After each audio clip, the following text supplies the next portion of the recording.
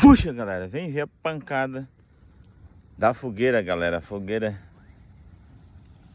que eu acendi aqui, galera, ó. Depois das datas aí, mas tá valendo, né?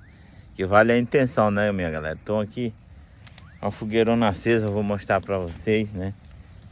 E agradecimento a tudo, a gente tem que agradecer, rezar, né?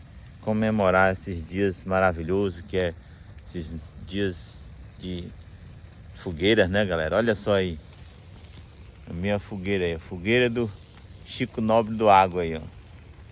Agradecimento a tudo que vem do Senhor Deus, né? Agradecendo por tudo aí, acendendo a fogueirona aí. Fogueira na roça, né? Fogueira na roça do Francisco Nobre do Água. Estamos por cá, galera, né? Curte, comenta, compartilha, galera. Vocês que gostam aí das datas comemorativas com fogueira, né? Vocês que curtem aí as fogueironas aí, né?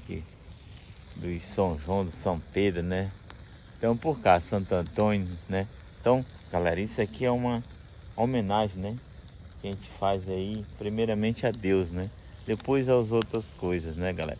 Então por cá, curte, comenta, compartilhe. Chama o Francisco Nobre.